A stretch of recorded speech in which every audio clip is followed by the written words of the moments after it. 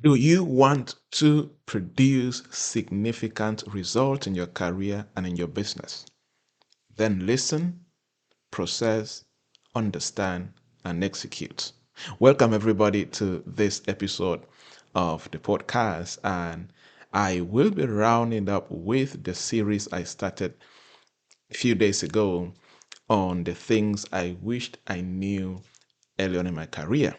When I started the series, I promised you that I will be sharing 15 things I wished I knew very early on in my career. And I have got incredible feedback. My goodness, I've got feedback from YouTube, from Apple Podcast, from those who pick it up from LinkedIn and they come watch it on YouTube and different platforms. Thank you so much, everybody. Thank you, thank you, thank you for the feedback. And I am happy to hear that it is impacting you, inspiring you, encouraging you, and of course, challenging you to do more of what you were sent here to do by God. So today we continue with the series, and I will be sharing the three other things, the last three things I wished I knew very early on in my career. And of course, the 15 are not all. I have many other lessons that I can share. You know, my career has been a roller coaster, if I may say so. I have experienced so much in my young life, right? Many people don't know. I have about 7 different institutions I have founded so far, like businesses. But before now, there are about four I have failed in. Right. There was a time I started an insurance company from ground up and it failed. I lost all my savings. There was a time I started a paperback company when the Cameroon government banned plastic papers. As an entrepreneur, I saw an opportunity, so I said, you know what? Start a paperback company. I don't know what I was thinking, but I tried. A few months later, I failed in that business. I started a detergent company where the idea was make detergents and then send to villages and sell in villages and all of that. I started sent to a couple of villages. There was some sales, but at some point failed, right? And then I have a other couple of businesses now that run 7 different institutions that I founded so far. So I have learned a couple of things and traveling 20 countries to speak, to consult my experience on providing executive coaching to leaders and executives, entrepreneurs, providing business strategy coaching, and a lot of this, and speaking in different conferences and training and in different workshops around the world. I have learned a thing or two in my journey so far. So these things I've been sharing so far, they are from a practical perspective, very, very practical.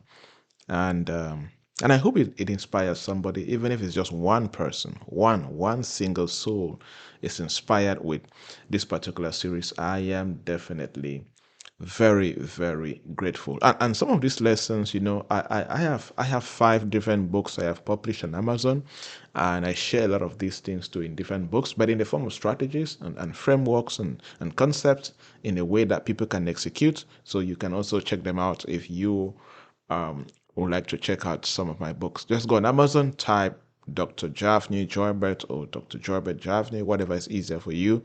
It's a very unique name, so whatever I put, you'll see under that. Right? All right. So let's look at the first thing for today. I wish that early on in my career, I was not feeling inferior and I was not feeling, shall I say, and I was not short-sighted at hanging around higher level people. Right? In other words, I wish that I conquered inferiority complex and I was very comfortable at reaching out and hanging around higher level individuals. You see, feeling inferior can destroy a great destiny. Hear me very well. You may be listening to me and you're struggling with inferiority complex. Let me tell you something. It is just you. Many people actually believe that you can do so much. Okay? Feeling inferior can destroy your destiny. It can keep a giant locked up in a room for years. I wish early on in my career, I knew that hanging around higher level people would change my life and my career. You see, people who are high level when it comes to mental intelligence, when it comes to financial success, when it comes to career growth, and all core areas of life will change your life. That's a fact. If you conquer, or when you conquer your inferiority complex, and you are comfortable at hanging around, making friends, genuine relationships with other people who command a higher level of mental intelligence, who are more successful financially, who are more successful career wise, and more successful in every other area of life, it will change your life because it will challenge you, it will motivate you, it will inspire you, you will learn things that will move you from your current level in life to a higher level.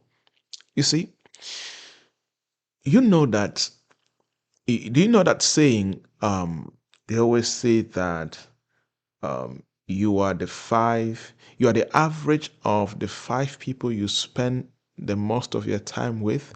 Yes, it's so true. It's so true. You are the average of those people. If the people you spend your time with are always complaining, very soon you will start complaining, right? So, higher level individuals or conquering inferiority complex and building relationships with higher level individuals will inspire motivation in your life. It will encourage you to take risk. It will provide invaluable mentorship, right? Why? Because these people will offer diverse perspectives. They will challenge your thinking. You know, there are many people in the same spot for so many years because their thinking is keeping them in that same spot. The only way to challenge your thinking is to learn something you have never learned or to be exposed to a new set of people who will reveal to you better ways of doing things. You know, somebody came to me. Many times I always get this from a lot of young people and business people. You will hear statements like, I have done everything and life is not moving. No, you have not done everything. You have done everything that you know. Don't come and tell me I have done everything and I am still struggling. I have done everything in this life and I am just failing. No, you have not done everything. You have done everything that you know.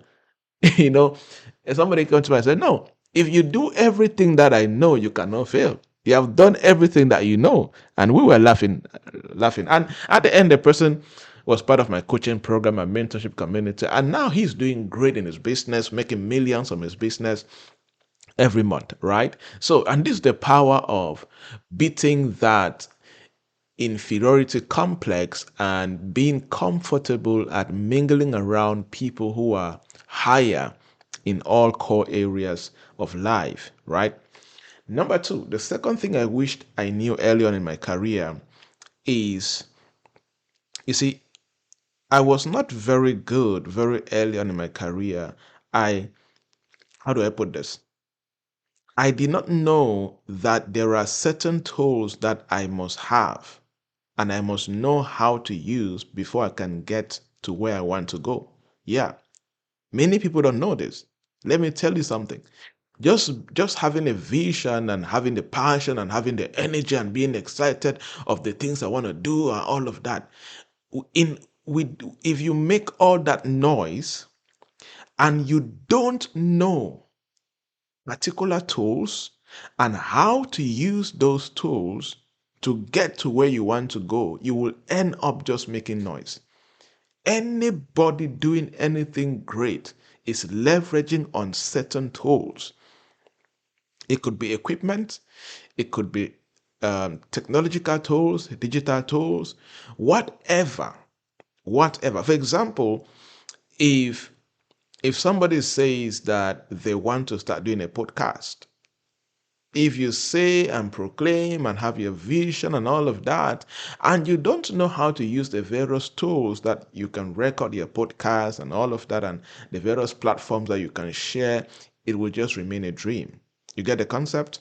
So, one thing that I messed up very early in my career is that I did not know the particular tools that I must have and I must know how to use to get to where I want to be. For example, one of my dreams early on was, of course, was to be a successful consultant. But you're not just a consultant because you read books. No, there are tools that consultants use. And if you don't know these tools and you don't know how to use these tools, you will struggle in whatever you want to consult in. It's the same like being a medical doctor.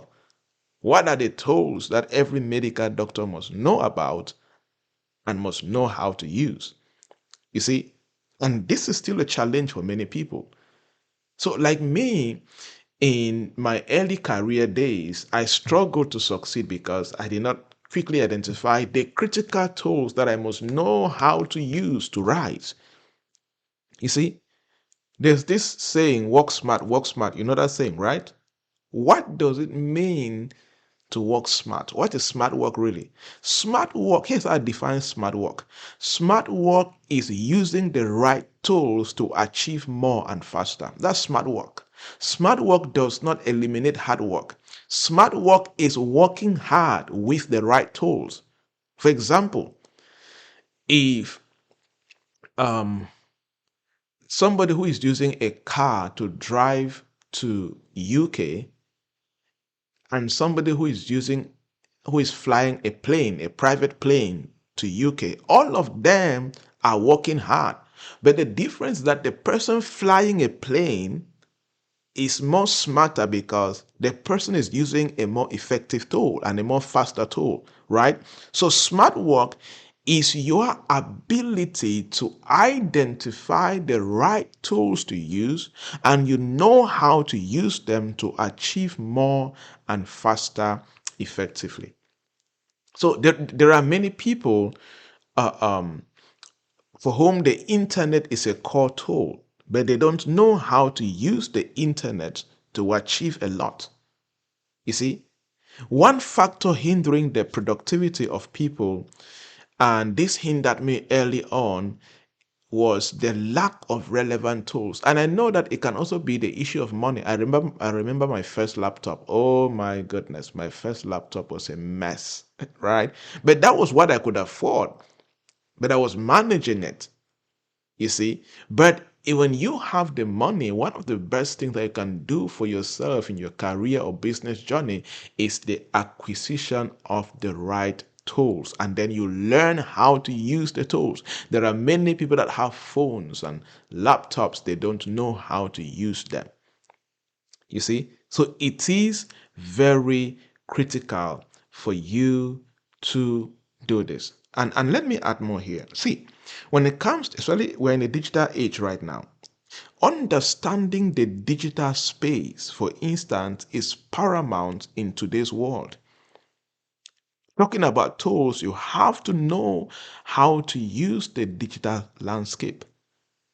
This is where information is accessible. There's global connectivity leading to global opportunities, and all of these can significantly influence your success positively. Okay? So, and the evolution of technology has introduced different softwares and platforms designed to streamline work processes, enhance creativity, foster collaboration. Being unaware and underutilizing many of these tools will limit your personal and professional success. Oh yes, being unaware of certain tools or underutilizing certain tools will limit your personal success and professional development, thereby keeping you at the disadvantage. There are many people right now listening to me operating from the place of disadvantage because they don't know the tools they need to use, and how to use these tools. This is a challenge for somebody. I want to challenge you right now listening to me. Look at the industry. Listen carefully. If you do this, it will challenge you, it will move you forward. Look at your industry and start doing a research. What are the top 10 tools that top experts in this industry use? That's your assignment for today. I love to give assignments. I was a teacher one time. I was a high school teacher, secondary school teacher, lectured in the university one time. So that teacher in me is always there, right? So that's why I'm good at giving assignments. So, but assignments that I never check. Very good teacher, right? Okay, joking. Listen carefully. Do this assignment. It will challenge you. Pick the industry where you want to play in, right? And do a thorough research. Your goal is to identify what are the top 10 tools that experts in this industry are using in 2024. And let me tell you something. One thing about tools is that they change every year. Oh, yes. With more innovation, more companies producing more tools and all of that, they change. So you need to keep on adapting and learning how to use the latest tools in your industry. The last point for today, and then we are done with the series, is one thing I wish I knew very early on in my career is that I wish I learned the aspect of deep work very early on. I was not able to engage in deep work. You see, deep work gives birth to greater results and manifestation in anything that you do. Yes. The ability to carry out deep work. Many people are very shallow. Many people don't know how to carry out deep work. Early in my career, I was too shallow when it comes to the different things I was doing. You see, some may say because I was younger. However, had I started practicing deep work at the age of 20, I believe I would have been further in my career, right? Because I have seen the impact of deep work. Although, when many people look at me in the early years, they feel as if I was doing so well, but I don't rate myself really based on what people say. I rate myself based on how the top players in my industry are doing. That's where I'm going to. That's why I'm never excited about, celebrations and compliments. I do appreciate and say thank you, but it never gets into my head. Because as long as there is still somebody ahead of me in my industry and doing something better that I'm not doing, that is my inspiration, right? That is my inspiration. So deep work is very, very important. Many people in this dispensation can barely sustain long-term focus for more than 30 minutes. Yes, there are many people that if you tell them sit in one place, focus on one thing for 30 minutes, many people cannot do that in this generation. Our attention span is dropping daily. Sometimes when you're teaching for 1 hour, 2 hours, people start saying they can no longer concentrate because of one reason or another, right? It's the ability to practice deep concentration is dying out of our generation. I always say that anybody who can practice deep work and long-term concentration will always be a step ahead of his or her peers in this generation, right? So the more your attention span is shorter, you will always do shallow work and you will always be inadequate. You need to develop your ability to sit, concentrate, and practice deep work. I wish I practiced deep work early on.